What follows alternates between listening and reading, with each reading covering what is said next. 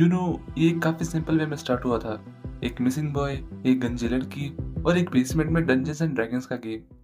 देखते ही देखते ये शो कभी सुपर नेचुरल से साइंस फिक्शनल एडवेंचर कॉमेडी में बदल जाएगा, ये अपन ने कभी सोचा नहीं था। इन 9 सालों में हमने शो को सिर्फ देखा नहीं है, बट हम डस्टिन, विल, माइक, लूकस के साथ बड़े हुए हैं और हमने स्टीव को एक बुली से ग्रेटेस्ट बेबी बनते हुए देखा है। इस शो ने नेटफ्लिक्स को ग्लोबली बहुत ज्यादा पॉपुलर कर दिया था, तो एक तरह से ये एक एंड ऑफ एरा है। अब लेट मी क्लियर, ये शो कोई बहुत ग्रेट शो नहीं है। Not even the likes of Better Call Saul, Succession, Game of Thrones, Breaking Bad और Sopranos, not even close. But इसमें कोई डाउट नहीं है कि it was a very good and entertaining show. मैं इस वीडियो में कोई रिव्यू नहीं कर रहा हूँ फिनाले का। I just want to talk about why this show mattered और इस साइंस फिक्शन कॉमेडी के जोनर को इसने कैसे चेंज किया। It was like a comfort show जिसमें आपको ज्यादा दिमाग लगाने की जरूरत नहीं है। You just go with the flow. मेरी कई फेवरेट फिल्में 80s के टाइम आई थी, जैसे कि बैक टू द फ्यूचर और ब्लेड रनर। स्ट्रेंजर थिंग्स में 80s की फिल्मों वाली वाइब्स थी, क्योंकि ये बनी ही 80s के नॉस्टैल्जिया पर थी।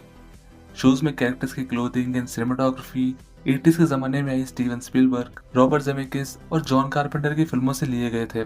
और भाई ये सब इन्होंने बहुत ही बढ़िया तरीके से किया 5 सीजन में। इनफैक्ट सीजन 3, जिसे लोग बाकी सीजन के कंपैरिजन में उतना बढ़िया कंसिडर नहीं करते, मेरे लिए सीजन 3 काफी स्पेशल था, क्योंकि ये सीजन कल्चरली काफी बढ़िया था और 80s के जमाने की सबसे ज्यादा फील देता था। 80s के अमेरिका में मॉल कल्चर काफी बढ़ गया था एंड छोटी शॉप्स बंद हो रही थी, जो इस सीजन में बहुत ही बढ़िया तरीके से दिखाया गया है। इस सीजन के एक सीन में हमारे कैरेक्टर्स एक थिएटर में जाते हैं जहाँ बैक टू द फ्यूचर चल रही होती है, और वो सीन देखकर भाई मुझे तो बहुत ही ज्यादा खुशी हुई थी उस टाइम।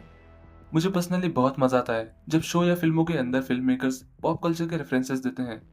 स्ट्रेंजर थिंग्स में भी 80s के वक्त की फिल्मों के काफी सारे रेफरेंसेस और होमार्स थे, जैसे कि star Wars, ET, close encounters of the third kind, the thing और भी बहुत सारे।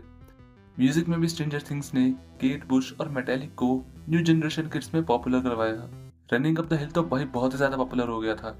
तो हाँ यार, मतलब स्ट्रेंजर थिंग्स का कल्चरल इम्पैक्ट बहुत ज्यादा रहा है इन 9 सालों में। स्ट्रेंजर थिंग्स की सबसे अच्छी चीज जो मुझे पर्सनली लगी इन सालों में, वो ये थी कि ये शो बिना किसी लॉजिक के भी इतना कूल और एंटरटेनिंग था।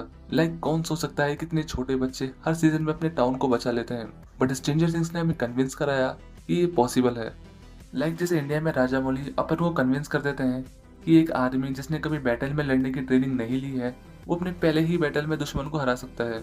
स्ट्रेंजर थिंग्स भी कुछ ऐसा ही करता है। दुनिया खत्म होने वाली है एंड जस्टिन एंड सूजी अपने गाने गाने में मस्त है।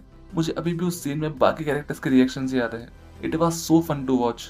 वैसे ही सीजन 4 में अपसाइड डाउन में बैट्स को डिस्ट्रैक्ट करने के लिए एडी इलेक्ट्रिक गिटार पे मास्टर ऑफ पपेट्स को प्ले करता है, पर लेकिन और भी तरीके हो सकते थे बैट्स को डिस्ट्रैक्ट करने के लिए, but it was so freaking cool to watch.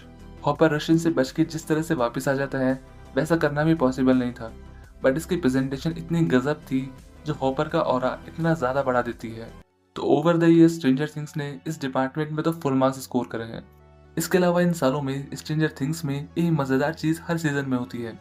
ये हर सीजन में कोई ना कोई न्यू कैरेक्टर को लाते हैं और उसको स्टोरी के साथ कुछ इस तरह से ब्लेंड कर देते हैं कि जिससे हम एज अ ऑडियंस काफी ज्यादा अटैच हो जाते हैं। जैसे सीजन 2 में बॉब, मैक्स और बिली, सीजन 3 में रॉबिन, सीजन 4 में एडी और सीजन 5 में डेरेक को इंट्रोड्यूस किया, प्लस हॉली को काफी ज्यादा स्क्रीन टाइम दिया। इसके साथ ही विकी और प्रोफेसर क्लार्क को भी गैंग में शामिल कर लिया। वैसे मेरी हमेशा से शिकायत यही रहेगी कि ये मेकर्स हमेशा पुराने कैरेक्टर्स को प्लॉट आर्मर देके नए कैरेक्टर्स को मारने में लगे रहते हैं, और यही सब करते करते इन्होंने फाइनल सीजन में अपनी पूरी क्रिकेट टीम ही बना डाली। Also how can we forget the duos like Steve and Dustin, Steve and Nancy, Steve and Robin. Bro why are you so goat? But seriously, Dustin और स्टीव की friendship तो writers ने खुद नहीं सोची थी। स्टीव को तो उन्होंने सिर्फ सीजन 1 के लिए एक बुली रोल के लिए रखा था, लेकिन सीजन 2 में जब जस्टिन के पैर डार्ट वाली स्टोरी आई थी, तो जस्टिन मेन ग्रुप से थोड़ा अलग हो गया था एंड स्टीव भी अलग ही था नैन्सी से डंप होने के बाद। तो राइटर्स ने सोचा कि उन्हें इन दोनों कैरेक्टर्स को साथ मिला के कुछ किया जाए, and then we got the best duo of the show. हमने सिर्फ इन कैरेक्टर्स को बड़े होते हुए नहीं देखा, बल्कि हम भी इन सभी के साथ बड़े हुए हैं। हमने अपने लाइफ के डिफरेंट फेजेस में इस शो को देखा है। Now before I and this video, मैं चाहता हूँ कि मैं एक क्लियर पिक्चर प्रेजेंट कर पाऊँ कि ये शो कहाँ स्टैंड करता है। If you talking about writing complexity, moral ambiguity और human condition, then Stranger Things कहीं भी नहीं आता। But it doesn't matter. हम एक ऐसी दुनिया में रहते हैं जहाँ हमें चीजों को रैंक करना बहुत पसंद है। हमें लगता है कि सिर्फ परफेक्ट चीजें ही देखने लायक होती है, और इस चक्कर में हम कई चीजों को एंजॉय करना ही भूल जाते हैं। गेम ऑफ थ्रोन्स ने मुझे शॉक किया, Better Call Saul broke my heart, Breaking Bad made me anxious, Succession ने मुझे सोचने पर मजबूर किया, but Stranger Things made me cheer.